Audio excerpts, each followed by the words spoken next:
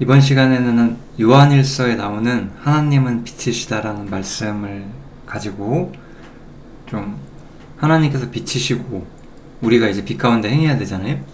그런 부분들이 어떤 의미가 있는지 한번 정리를 해보도록 하겠습니다. 요한일서를 우리가 보게 되면은 이런 구절이 나와요. 1장 4절에 나오는데, 우리가 보고 들은 바를 너희에게도 전함은 너희로 우리와 사귐이 있게 하려 함이니, 여기서 먼저 사귐이 언급이 되죠. 우리의 사귐은, 그런데 특히 우리의 사귐은 아버지와 그 아들 예수 그리스도와 함께함이라 이렇게 나와요. 그리스도인들 사이에는 사귐이 있고, 그 사귐은 단지 사람들 사이의 사귐이 아니라 아버지 하나님과 그 예수님과 함께하는 사귐이라고 이야기를 하는 거예요. 그리고 이 사귐에 대해서 이야기하는 이유는 이것을 통해서 우리의 기쁨이 충만케 하려 함이로라 이렇게 나오죠. 이 번역은 좀 썩 좋진 않은데요. 여기는 이제 사실 너희라고 돼 있는 성경이 좀 더 많이 있습니다. 우리가 이제 개역 한글 성경을 쓰는데, 개역 한글 성경은 이제 그 영어 성경을 기준으로 했을 때 영어 성경에도 그 RV라는 버전이 있거든요. 그 다음에 이제 킹제임스 버전이라고 하는 버전이 있잖아요. 그래서 이제 RV 성경에서 이렇게 나오고 있는데요. 우리라고요. 이제 이것을 쓴 이유는 이 수신자들이 주님을 기뻐하기를 바랬다는 거는 문맥상 확실하거든요. 그러니까 이제 이 단어가 조금 더 이 상황에선 자연스럽다고 할 수가 있고요. 물론 이제 한국인들한테 우리라는 단어는, 우리들이요, 우리 한국 사람들, 우리한테 우리라는 단어를 쓸 때는 나랑 너 둘 다 포함이 되는 거잖아요. 그래서 우리한테는 크게 이해는 없어요. 어쨌든 읽는 우리들한테도 우리의 기쁨이 충만케 하려 함이라. 요한과 이 편지 읽는 너희들, 그래서 우리. 아무튼 이런 점이 있고요. 아무튼 이 교제라는 것은 그리스도인들의 기쁨을 충만케 하는 데 있어서 굉장히 중요한 것이다, 이렇게 이야기를 한다고 할 수 있죠. 그래서 이 사귐에 대해서 이야기를 하고, 이 사귐을 통해서 우리의 기쁨이 충만해지는 것이 요한일서의 어떤 중요한 목적 중 하나라고 할 수가 있습니다.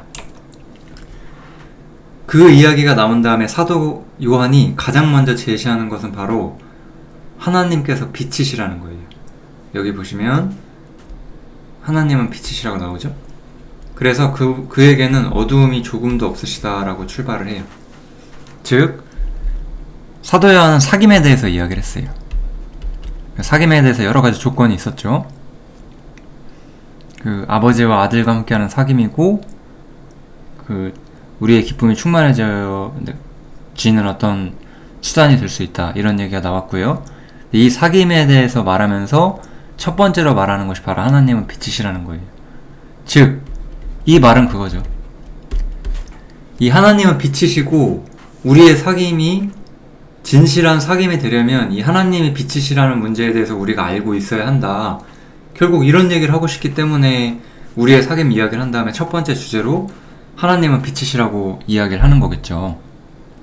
그래서 이제 하나님이 빛이시라는 것이 무슨 의미인가, 이것을 생각하는 것이 가장 1차적으로 중요하다고 할 수가 있습니다. 그래서 이 하나님의 빛이시라는 것을 우리의 삶과 우리의 어떤 신앙에 대한 교리적 적용, 이런 부분에서 쭉 이야기를 해줘요. 그래서 먼저는 빛이신 하나님과 우리가 어떻게 사귐이 있느냐부터 시작을 하는데요. 만일 우리가 하나님과 사귐이 있다 하고, 여기 우리라는 건 이제 예를 든 어떤 사람인 거죠. 어떤 사람이 이렇게 말을 한다면, 우리가 만약에 이렇게 말을 한다면 우린 이런 사람이다, 이런 식으로요. 첫 번째는 이거예요. 만약에 우리가 어떤 사람이 하나님과 사귐이 있다라고 이게 말하는 거죠, 사실. 어떤 사람이 난 하나님과 사귐이 있어, 난 하나님과 교제하고 있어, 이렇게 말을 한다는 거예요. 근데 실제로는 어두운 가운데 행하고 있다면 그 사람은 어떤 사람이다? 그 사람은 거짓말을 하는 사람이고 진리를 행하는 사람이 아니다 이거예요. 이해되시죠? 사도는 여기서 어떤 방식으로 설명을 하고 있냐면, 어떤 사람이 하나님과 사귐이 있다라고 말을 하고 있는데 실제로 행동은 어둠 가운데 있다면 이 사람은 거짓말을 하고 진리를 행하는 것이 아니다라고 설명을 하는 거예요. 그러면 이거를 이런 거잖아요. 쉽게 말하면은 나는 어떤 사람이 나는 하나님과 사귐이 있어, 나는 하나님과 교제가 돼, 막 이런 식으로 그냥 말을 해요. 뭐 TV에 나온 어떤 목사는 자기가 하나님과 되게 친하다 이런 말을 하거든요. 그런 말을 제가 들었던 적이 있고, 하나님도 자기 말 듣는다 막 이런 얘기 하고요. 근데 그 사람이 막 데모하고 막 정치에 관여하고 그러잖아요. 그러면 그 사람은 입으로는 하나님과 사귐이 있다고 하는데 행함은 어둠 가운데 있는 거잖아요. 거짓말을 한다는 거죠. 이게 그런 뜻인 거예요. 어떤 사람이 자기가 하나님과 어떠한 관계가 있고 어떠한 교제를 누리고 있다고 말하는데 그의 삶은 실제로는 빛 가운데 있지 않다. 그러면 그 사람은 가짜라는 거죠. 이 말은 이 사람은 진짜가 아니다라고 이야기를 하는 거죠. 이제 저가 하나님께서 빛 가운데 계신 것 같이 우리가 빛 가운데 있다면 이게 참 달라요. 진짜 그리스도인들, 진짜 하나님과 사귐이 있는 사람들은 입으로 하나님과 사귐이 있다라고 말하는 게 중요한 게 아니라 실제로 삶이, 행함이 빛 가운데 있다라는 거예요. 그렇게 빛 가운데 있는 사람들끼리는 여기에 두 사람이 있는데 이 사람도 빛 가운데 있고 이 사람도 빛 가운데 있다는 거예요. 그럼 이 두 사람 사이에는 사귐이 있다라는 거죠. 이것이 바로 아버지와 아들과 함께하는 사귐의 원리거든요. 이런 사람들, 빛 가운데 있는 사람들끼리는 서로 사귐이 있게 된다는 거예요. 아버지와 아들로 말미암는 그 사귐이 있다라는 거고, 그 아들 예수의 피가 우리를 모든 죄에서 깨끗하게 하실 것이다 라고 이야기를 해요. 그러면 이 말은 이제 조건적인 문장이 아니에요. 이거는 이제 우리가 좀 우리나라 말보다 이 성경의 원어에 가까운 언어들, 그런 단어들은 좀 더 시간이나 이런 문제들이 좀 정교하잖아요. 예를 들어 영어도 마찬가지고, 여기서 이 두 문장은 조건적으로 연결되어 있지 않고 그 진리란 측면으로 연결되어 있어요. 즉 이런 사람들은, 빛 가운데 있는 사람들은 사귐이 있고 이 사람들은 죄 문제에 대해서 해결이 된 사람들이다 라고 이야기를 한다는 거죠. 즉 진짜다라고 이야기를 하는 거예요. 아까 말로는 하나님과 사귐이 있다고 하지만, 말로는 내가 구원을 받았고 하나님과 내가 교통하고 있다라고 말은 하지만 실제로 어두운 가운데 행하는 사람들은 거짓말을 하는 사람이에요. 반대로 빛 가운데 행하는 사람이 있고 또 빛 가운데 행하는 사람이 있으면 그 두 사람 사이에는 사귐이 있다라는 거예요. 그리고 그 사귐 속에서 그들은 예수의 피가 우리를 모든 죄에서 깨끗하게 했다는 거를 볼 수 있다라는 거죠. 이게 바로 빛 가운데 행한다는 거예요. 이제 문제는 결국은 빛 가운데 행한다는 것이 무슨 의미가 있느냐, 이 문제를 우리가 좀 봐야 되는 거죠.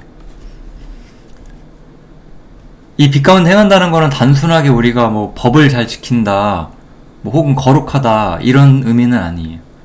이거는 그런 단어보다 좀 더 본질적인 단어이고, 여기서 우리가 제시받은 핵심적인 단서는 이거예요. 하나님께서 빛이시다라는 거예요. 그리고 하나님께서는 빛 가운데 계신다는 거예요. 즉 우리가 빛 가운데 있다라는 거는 결국 이런 말이 되는 거죠. 예를 들어 어떤 공간이 있는데 우리가 여기 있어요. 우리가 빛 가운데 있다라는 거는 이런 느낌인 거잖아요. 근데 빛은 바로 하나님이신 거예요. 그리고 하나님도 이 안에 거하신다고 했어요. 즉 그러니까 빛 가운데 행한다는 것은 결국 어떤 특정한 행동 양식, 뭐 예를 들면 율법 같은 거죠. 그런 행동 양식을 우리가 얼마나 잘 준수하고 있느냐, 그 문제일 수가 없다라는 거죠. 왜냐면 하나님께서 빛 가운데 계시고 하나님은 빛이시기 때문에 하나님의 임재 속에서 우리가 거하고 있느냐를 물어본다는 거예요. 즉, 우리의 행함의 문제가 아니라는 거예요. 여기서 말하는 행함은 어떤 율법이나 법을 통한 행함, 이런 문제가 아니라 우리가 현재 어떠한 위치에서 어떠한 상황에 속해 있느냐, 우리의 자리가 어디인지를 묻는 거고, 결국 우리는 사실 이렇다고 한다면, 우리가 빛 가운데 있고 하나님의 빛이시라면 우리는 하나님 안에 거한다는 의미가 되는 거고, 즉 결론적으로 말하면 우리가 하나님의 임재 안에 있는 것, 이것이 바로 빛 가운데 행한다는 것에 가장 중요한 의미가 된다고 할 수가 있겠죠. 여기서 이제 이 하나님의 임재 안에 거하는 것이 무엇이냐, 우리가 이것도 생각을 해보는 게 좋겠죠. 그래서 많은 사람들은 제가 이런 걸 많이 봤어요. 그러니까 어떤 우리나라 기독교 세계 속에서는 참 여러 가지 그런 종교적인 형태들이 있는데요. 말씀과 별로 상관이 없으면서요.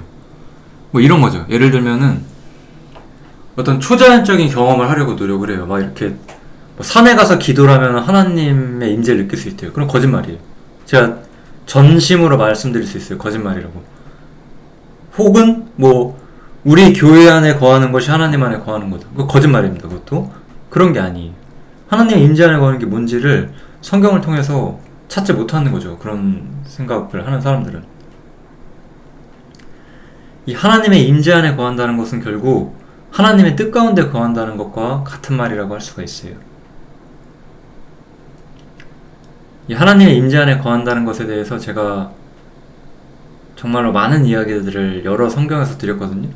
그래서 여기서는 뭐 많이 드릴 수는 없고요. 아무튼 하나님의 임재 안에 거한다는 것은 하나님의 영광의 보좌 속에 내가 거한다는 것이라고 할 수가 있어요.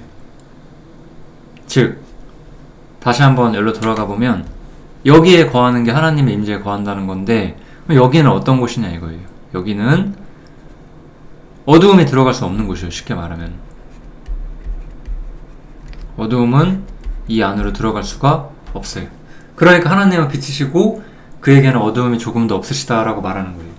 그러면 이 어두움이 거할 수 없다라는 거는 우리가 완벽하게 행동을 해야 된다는 것이냐? 그건 아니에요. 우리가 성경 어디를 봐도 인간이 완벽해져서 저 세계에 들어갈 수 있다라고 말하지 않아요. 우리가 이 안에 들어가기 위해서는 보혈이 필요한 거죠. 쉽게 말하면 예수님의 보혈을 통해서 우리가 깨끗하게 되었기 때문에 저 하나님의 임재 가운데 거하는 거거든요. 이렇게 깨끗하게 되었다는 것, 우리가 하나님 앞에서 정결하게 되었다는 것이 이 하나님의 임재 속에 들어가는 가장 핵심적인 주제가 되는 거고, 그렇게 자신이 깨끗해진 사람들은 사실은 여기서 이제 사도 바울이 중요한 얘기를 하는 거예요. 사도 요한이 중요한 얘기를 하는 거죠. 이렇게 깨끗하게 된 사람들은 이제 새로운 본성을 가지고 있다. 이제 그런 부분들을 우리가 살펴볼 수가 있는 거예요. 요한복음에 보면은 예수님께서 이런 말씀을 하시죠. 나의 양식은 나를 보내신 이의 뜻을 행하며 그의 일을 온전히 이루는 이것이다 라고 먼저 말씀을 해주세요. 양식은 밥이잖아요. 밥은 우리에게 힘과 기쁨을 주는 거죠. 쉽게 말하면 밥이라는 게 그런 거잖아요. 예수님께서는 자신의 힘과 기쁨과 양식이 하나님의 뜻을 행하는 것으로부터 온다는 거예요. 우리에게는 하나님의 임재 속에서 새로운 목표, 새로운 힘과 기쁨을 우리가 소유하게 되는 거예요. 새로운 기쁨의 원천을 보는 거예요. 사람은 본래 자기가 원하는 걸 하면서 힘과 기쁨을 얻으려고 하는 거잖아요. 근데 이제는 자기가 원하는 목표가 아니라 우리의 삶을 지배하는 이런 생각들이 하나님께로부터 오는 것들로 인해 형성이 돼요. 그래서 하나님의 뜻을 이루는 거, 여기 보시면 나를 보내신 이의 뜻을 행하며 그의 일을 온전히 이루는 거. 하나님의 뜻을 이루는 것이 새로운 나의 목표가 되고 내 삶을 지배하는 생각들이 되는 거죠. 새로운 인생의 목표와 새로운 기쁨의 원천과 새로운 힘의 원천을 가진 사람들이라는 거예요. 이 하나님의 임재 안에 있는 사람들은. 이런 것으로 인해서 새로운 방식의 삶을 살게 된다는 거죠. 이 생각들은 아까도 말씀드렸죠. 어두움이 조금도 없으셨다고. 그래서 이 새로운 빛은 어두움과 섞일 수가 없어요. 어둠과 섞일 수 없다는 걸 우리가 어떻게 받아들여야 되냐면, 이 하나님으로부터 오는 생각들은 본래 사람이 가진 생각들과 확연히 다르다라는 거예요.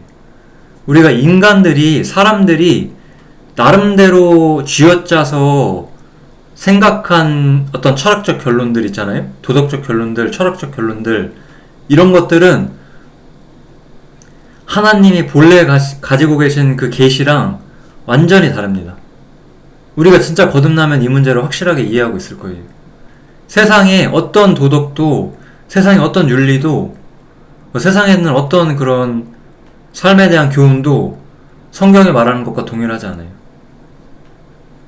왜냐하면 성경은 세상을 정죄하고 있기 때문에 세상을 정죄하지 않은 채로 나름대로 그 안에서 깨끗해 보려고 하는 시도들은 이 하나님의 임재랑은 전혀 상관이 없다는 거예요.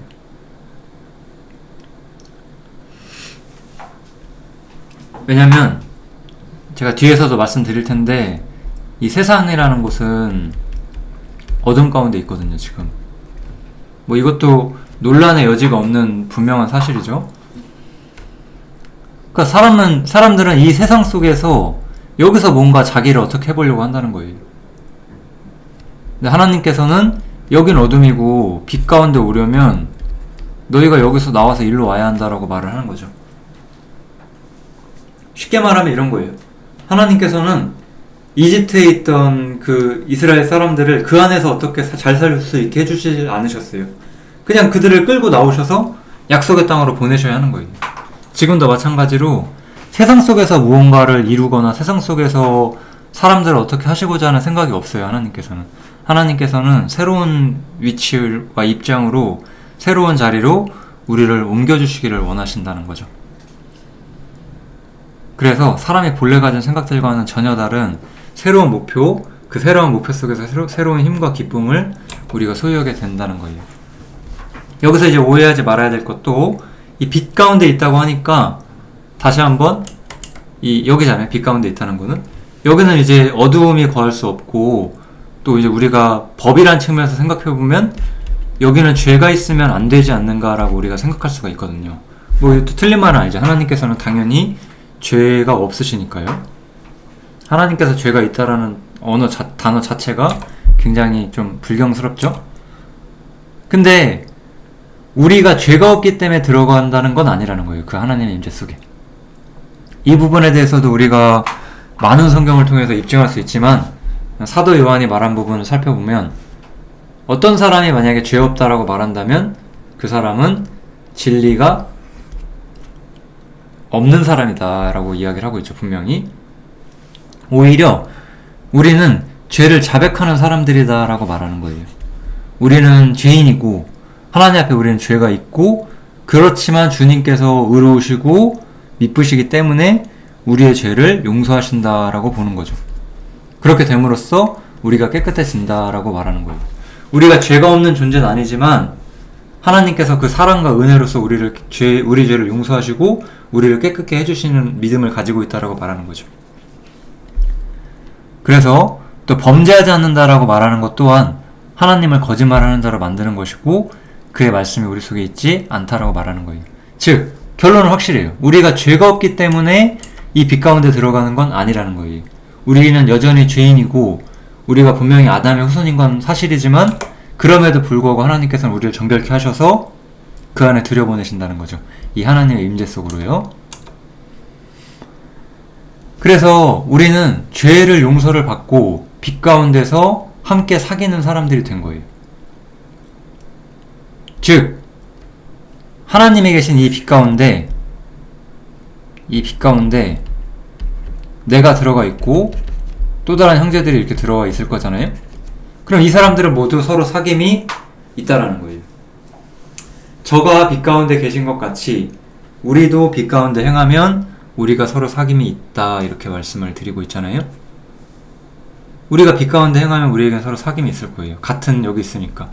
여기 있는 사람들은 이렇게 사귐을 형성하게 되는 거죠. 같은 삶의 목표, 하나님으로부터 같은 생각, 같은 삶의 기쁨, 이런 것들이 우리를 묶는 거예요. 이게 바로 사귐의 본질이에요.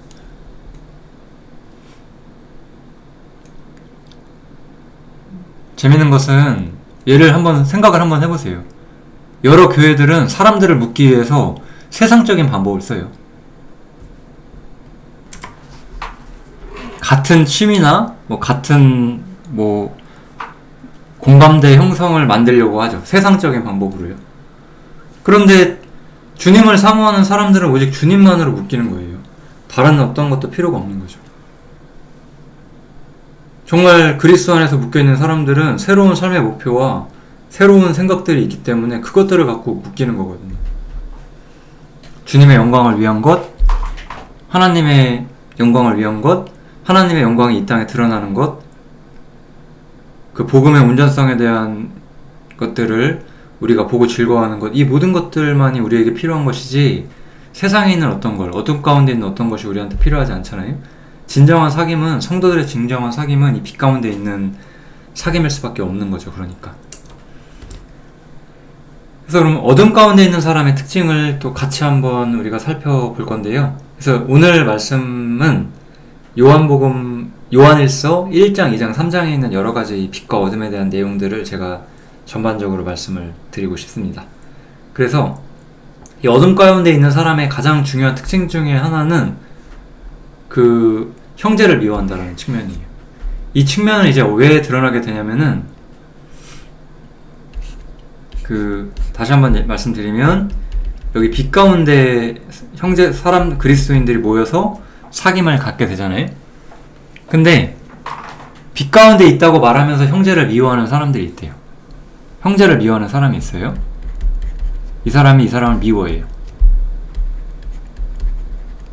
그럼 이렇게 미워하는 이유는 뭐냐면은 그 사람이 어두운 가운데 있기 때문이라는 거예요. 이 미움의 본질이 무엇이냐를 요한일서에서 우리가 찾아보면은 이 가인의 예가 나와요. 이 문제를 다루면서 이 가인의 예가 나오는데요. 가인이 자기 형제를 미워했던 이유는 이건 이제 육신의 친형제를 말하죠. 가인이 형제를 미워했던 이유는 여기서 무엇라고 제시가 되어 있느냐? 자기 행위는 악하고 아우의 행위는 의롭기 때문이다 라고 말해요. 이 빛 가운데 있는 사람은 하나님에 대한 올바른 그 복음을 받아들였고 하나님 앞에 올바로 가는 길을 알게 된 사람들이에요.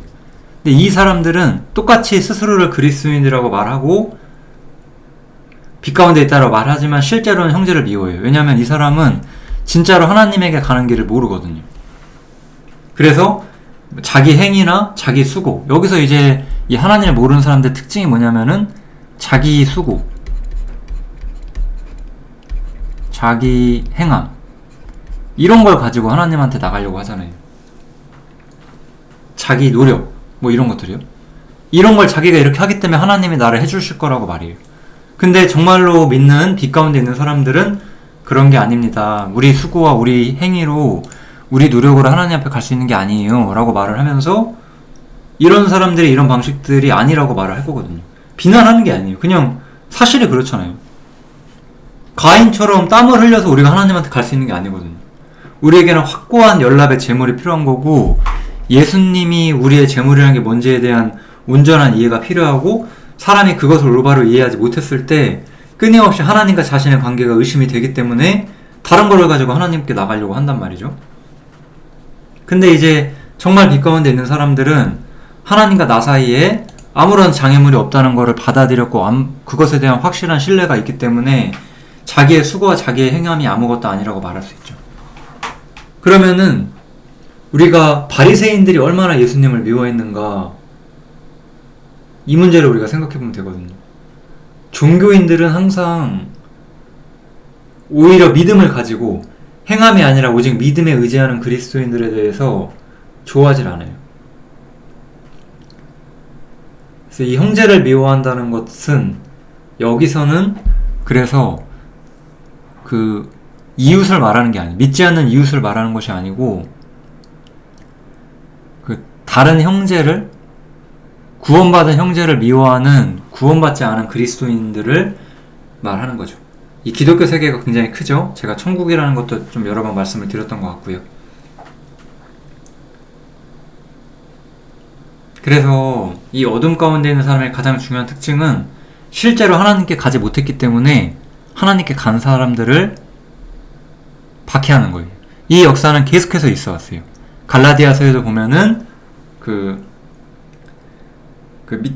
유대인들이 그리스도인들을 박해하는 장면이 나오잖아요. 여러 가지로 이 상황들은 계속되고 있는 거죠.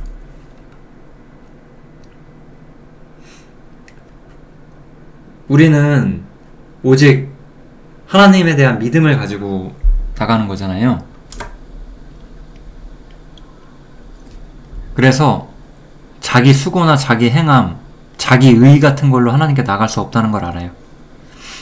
이런 사람들은 자기 수고나 자기 행함 이런 것들 전부 다 어디서 나오는 거냐면 세상에서 나오거든요.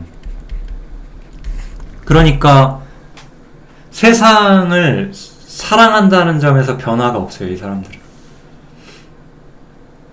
진정한 그리스도인들은 세상을 사랑할 수는 없을 거예요. 분명히.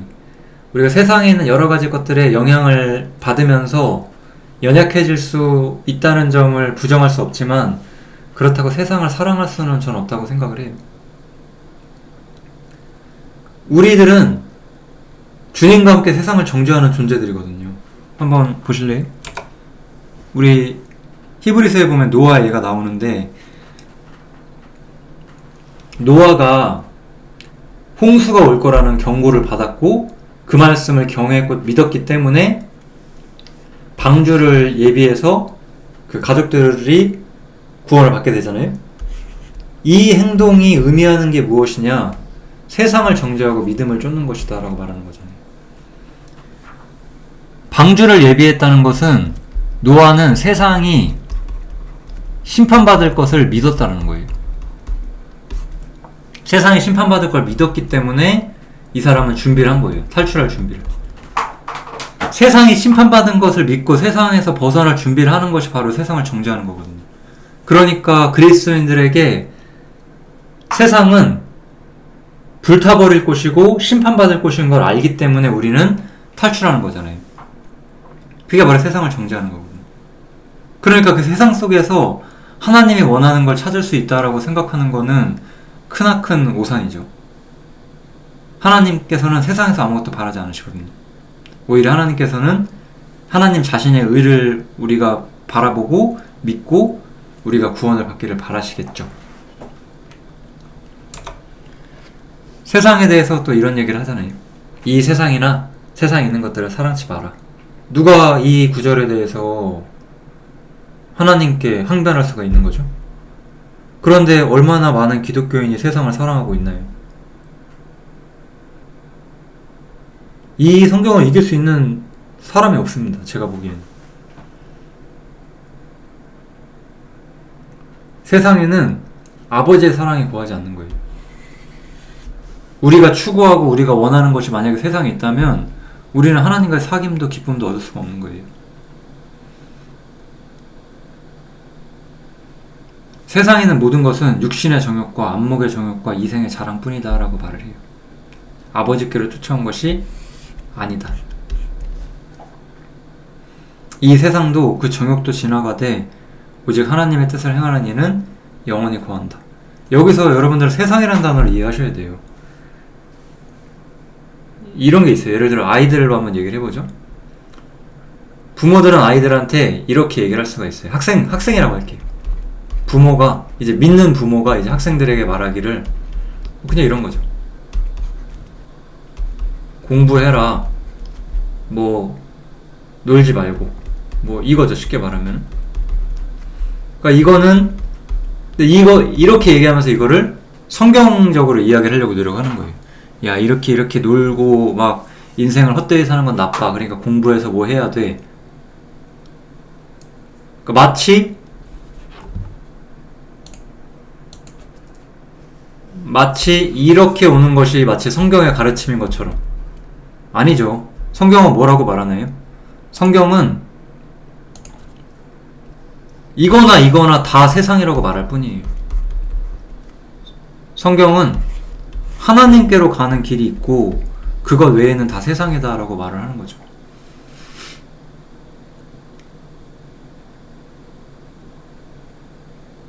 사도 바울을 보세요. 사도 바울은 그 시대에 가장 권세와 부와 명예와 지식을 가질 수 있는 사람이었지만 그 모든 것들을 포기했잖아요. 그 사람은 그걸 포기하면서 그것이 굉장히 자기가 큰일을 했다라고 말하지도 않아요. 원래 배설물이니까 내가 버린다라고 말을 해요. 하나님한테 가려고 하는데 이런 것들이 방해가 된다는 거를 안 사람인 거예요. 그 사람은. 우리도 한번 생각해봐야 돼요. 어떤 것이든지 간에 특히 인간의 생각에는 정당하다고 생각하는 것들, 쉽게 말하면 학생을 예를 들면 뭐 공부 안 하고 딴짓거리 하는 거는 더 나쁘게 보일 수 있잖아요. 공부하는 건 맞는 것처럼 보일 수 있고. 근데 성경 속에서는 이거나 저거나 정당성은 없어요. 하나님을 향하는 것만이 유일한 삶의 목표여야 하고 우리 삶의 유일한 원천이어야 되는 거죠. 뭐 이것은 또 이런 말 하면은 또 반대 심리가 강한 사람들은 그러면 공부하지 아예 하지 말라는 것이냐 뭐 그렇게까지 질문하지만 뭐 제가 그런 얘기를 하려고 하는 게 아니잖아요. 요즘 시대는 우리가 농사 짓고 살 수 있는 시대는 아니잖아요. 하다못해 농사 지으려도 공부를 해야 하는 시대예요. 요즘 시대는. 그러니까 우리가 먹고 살기 위해서는 어쩔 수 없이 뭔가 배워야 하는 수밖에 없거든요. 기술이라도 배워놓지 않으면 먹고 살 수가 없으니까. 근데 이제 생업은 생업일 뿐이라는 거죠. 내 삶의 목표가 되고 뭐 공부해서 성공하고 이런 것들이 우리 삶의 목표는 아니라는 거죠. 우리는 하나님의 사귐 속에 거하기를 원해야 되고 세상에서 무언가를 이루는 것이 하나님과의 사귐을 얻는 것은 아니니까요. 이 세상에 대해서 우리가 교훈을 받을 수 있는 굉장히 중요한 교훈 하나가 창세기에 나오는데요. 이 라멕이라는 사람이 나와요. 라멕. 가인의 후손이거든요. 이 라멕이라는 사람은 최초로 아내를 2명 취한 사람으로서 성경에서 언급이 되어 있어요. 그리고 이 라멕의 자손들은 육축 치는 자의 조상이 되고 수금과 통소 잡는 모든 자의 조상이 되고 음악하는 사람들인 거잖아요. 이 사람은 동철과 각양 날카로운 기계를 만드는 자였다고 말을 해요.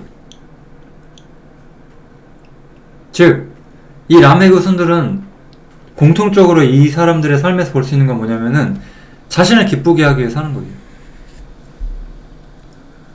성경을 배우는 여러 사람들이 오해하는 게 있어요. 죄 짓는 건 나빠. 분명히 그렇게 생각을 하죠. 죄 짓는 건 나쁘다. 아마 그거는 믿지 않는 사람도 그렇게 생각할 거예요. 그런데 음악이 뭐가 나쁘냐 뭐 이런 질문을 할 수가 있는 거거든요. 음악이 나쁘다는 게 아니에요. 음악이 나쁘다는 게 아니라 그 음악을 즐기는 가운데 내 마음속에 뭐가 있느냐를 보고 있다라는 거예요. 우리는 하나님께서도 그걸 아시고 우리 자신도 알잖아요. 나를 기쁘게 하기 위해서 그런 걸 즐기는 거잖아요. 도구를 통해서 인간들은 번영해 왔어요. 도구가 뭐가 나쁘냐? 이런 게 나쁜 거면 우리는 핸드폰 쓰지 말고 차도 쓰지 말아야 되냐?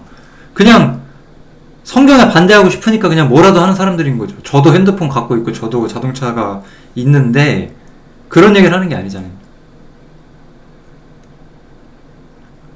사람은 어떤 식으로든 자신을 기쁘게 위하여 살고 있고 이것이 바로 하나님과의 사귐이 끊어지는 원천이라는 거죠. 하나님과의 사귐을 유지하는 것은 세상을 사랑하지 않는 것이라는 거예요. 세상을 사랑하지 않고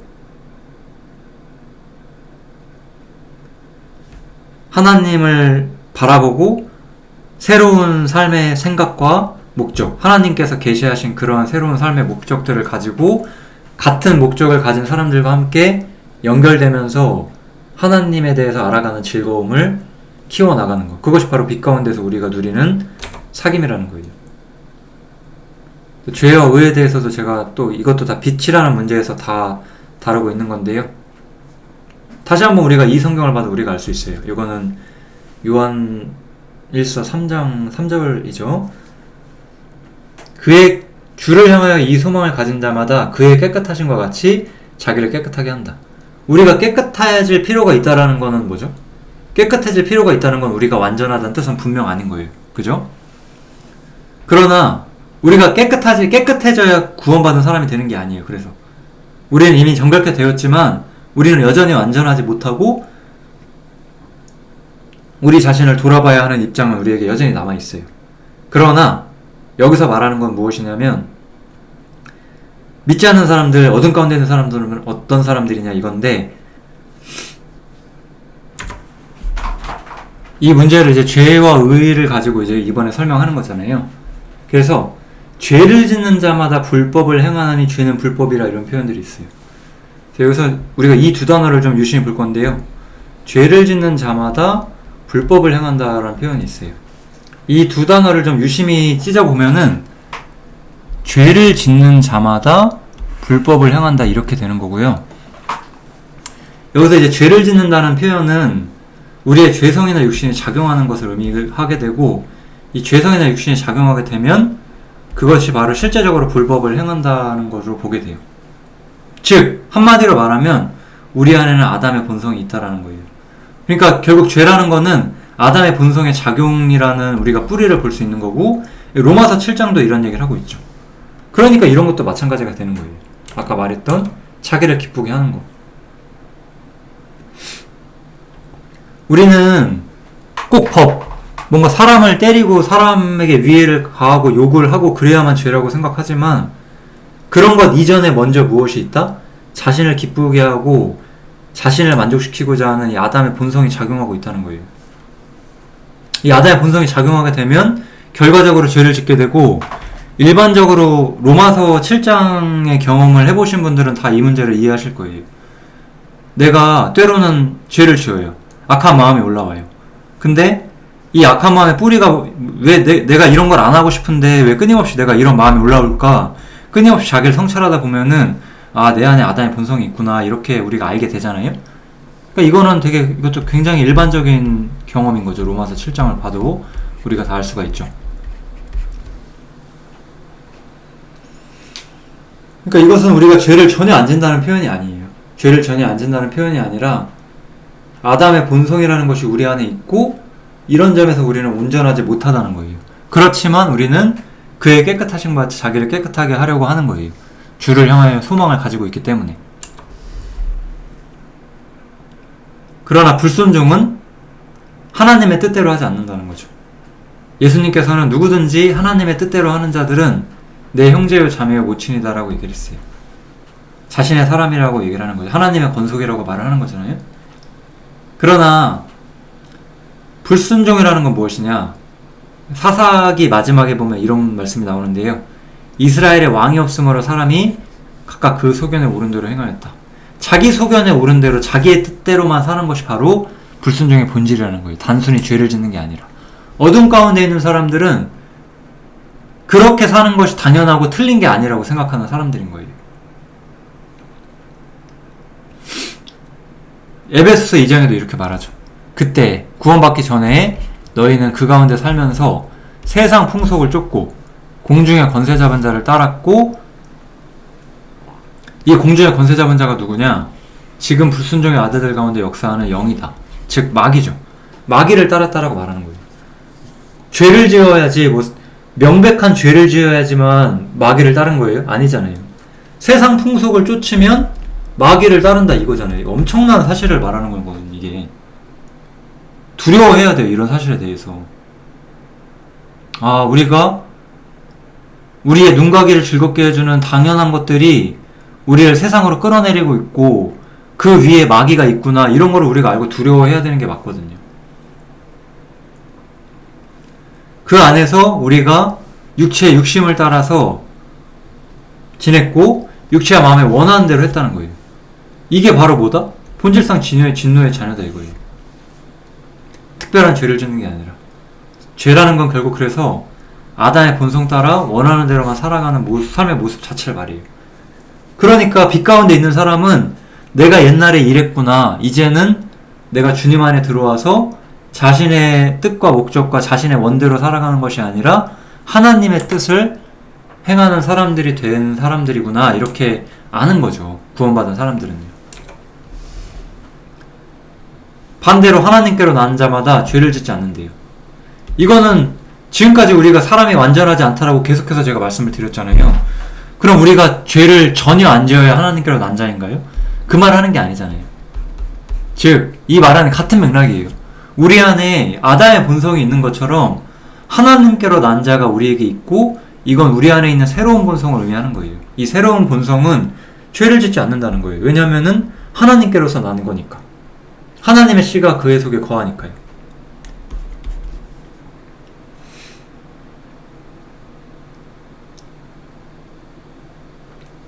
즉, 이 얘기를 하는 거예요. 두 사람이 있는데 이 사람은 믿는 사람이라고 칠게요. 이 사람은 진짜로 믿는 사람, 의인이라고 칠게요. 이 사람은 죄인이에요. 거듭나지 않은 사람이에요. 둘 다 사람이기 때문에 아담의 본성이 있어요. 이 사람은 이게 전부예요. 자기를 위해 살아요. 우리도 이랬었는데 이제 우리한테는 하나님께로서 난 자, 새로운 생명이 우리 안에 거한다는 거예요. 이 새로운 생명이 있기 때문에 우리한테는 다른 삶의 목표, 죄로부터 멀리하고자 하는 것, 자신의 본성과 자신의 정욕과 자신의 어떤 의지만을 쫓아 사는 삶이 끝났다는 것을 이해하게 됐다는 거죠. 이것이 우리한테 가르쳐 주거든요. 옛사람이 어떤 것인지를. 이것이 바로 빛 가운데 있는 사람이에요. 우리가 지금 오늘 여러 가지로 이 주제를 말씀드리고 있는데 이런 사람들이 바로 빛 가운데 있는 사람이잖아요. 이 사람들이 어둠 가운데 있는 사람들이고, 좀 정리를 해보면 이 어둠 가운데 있는 사람들, 특히 여기서 어둠 가운데 있는 사람들은 아예 믿지 않는 사람들을 말하는 게 아니라 기독교인이라고 이름하고 있는 믿지 않는 사람들을 말하는 거죠. 교회에 다니고 있는 사람들, 쉽게 말하면. 이 사람들은 아담의 본성 위에 하나님의 새로운 본성이 있고 이것이 우리 삶에 새로운 목적을 가져다 준다는 걸 몰라요. 이 새로운 목적 속에서는 세상에 대한 정죄가 있고 세상으로부터 구별되고자 하는 것들이 있는데 이 사람들은 그게 없는 거죠. 이 사람들은 하나님과의 사귐이 없죠. 왜냐면 이 사귐은 이것 때문에 오는 거잖아요. 그러니까 사귐도 있을 수가 없어요. 빛 가운데 있는 사람들은 결국 이것 때문에 우리 안에 있는 이 마지막 요한일서 3장을 따라 보면 우리 안에 새로운 본성이 있기 때문에 이것이 우리가 빛 가운데서 서로 교제하도록 해주는 거거든요. 이 사람들은 빛이 없잖아요. 이렇게 우리가 구분할 수가 있어요. 오늘 하나님이 빛이시라는 것을 통해서 빛 가운데 있는 사람은 무엇이 있고 빛 가운데 있지 않은 사람은 어떤 것이 없는가를 좀 말씀드리려고 노력을 했고요. 이것이 전부 다 구원 받았다고 스스로 말하는, 어쨌든 교회에 다니면서 믿는다고 하는 사람들 사이의 차이점, 엄청난 차이점을 보여주고 있어요. 요한일서라는 책은 이런 책이에요. 어떤 사람이 내가 생명이 있다라고 말을 해요. 근데 그 사람이 생명이 있다고 말하는 것이 얼마나 진실되는지를 판단할 수 있는, 스스로를 점검할 수 있는 그러한 성경이라고 할 수가 있습니다.